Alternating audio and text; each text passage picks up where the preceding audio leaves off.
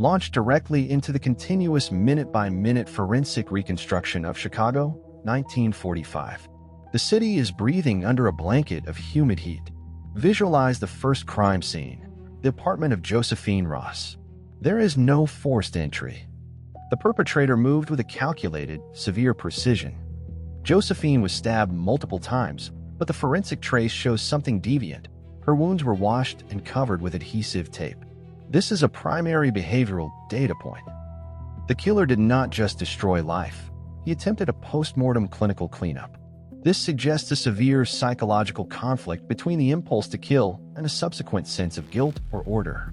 The intense expressions of the first responders as they find the body are the only emotional elements. We move to the second crime scene, Frances Brown. She was discovered with a knife still embedded in her neck. But the most significant forensic trace is found on the wall. Written in bright red lipstick are the words, "For heaven's sake, catch me before I kill more. I cannot control myself." This is not philosophy. It is a direct behavioral signal of a fragmented ego. The natural lighting of the dark apartment, flickering under the neon signs of Chicago, emphasizes the messy and unsolved nature of a mind losing control. Every crime leaves a trace, and here, the trace is a desperate plea for intervention. We analyze the script, the pressure of the lipstick against the wall, and the height of the lettering.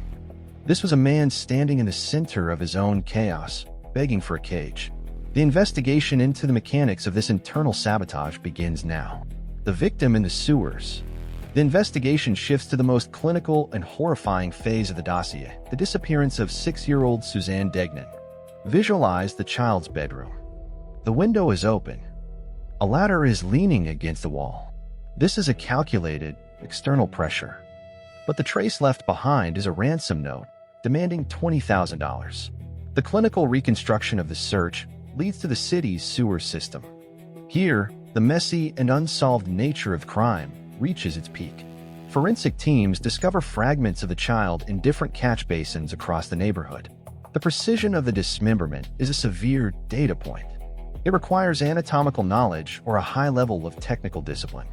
We analyze the power dynamic of a predator who treats a human being as a puzzle to be taken apart. The natural lighting of the damp, dark tunnels under Chicago creates a powerful sense of an enduring mystery.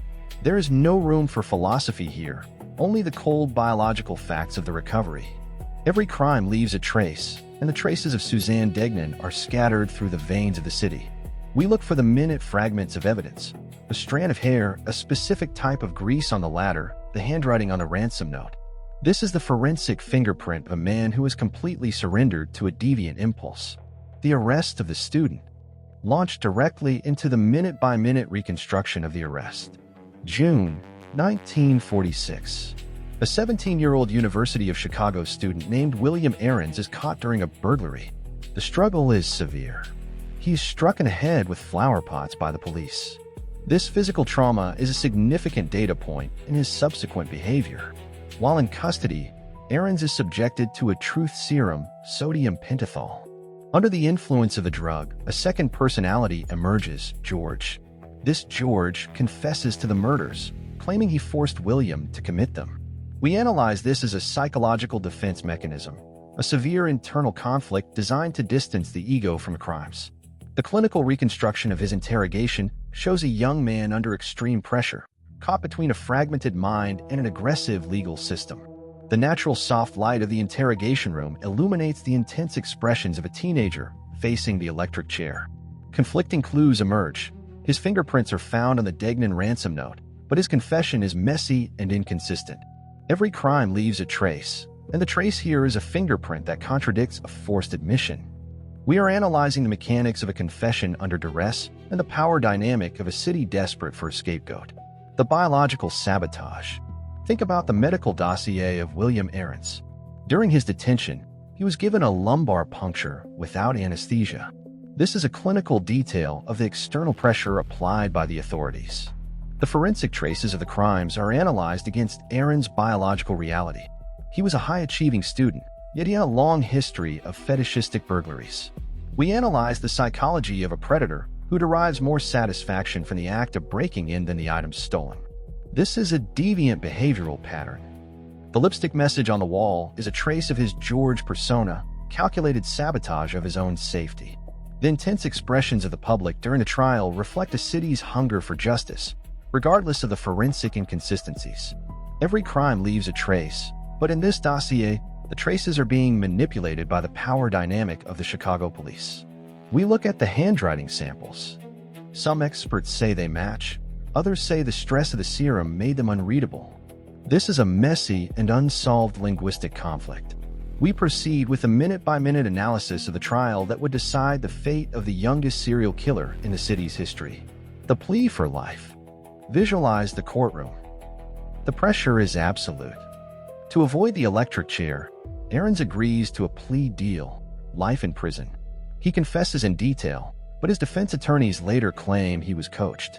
This is a forensic sabotage of the legal process. The dossier examines the lipstick killer not as a monster, but as a clinical case of a fragmented mind. The natural lighting of the prison cell, where Aarons would spend the next 65 years, creates a powerful sense of a life deleted by a single impulse. Every crime leaves a trace, and for Aarons, the trace was a life spent behind bars, maintaining his innocence until his death in 2012.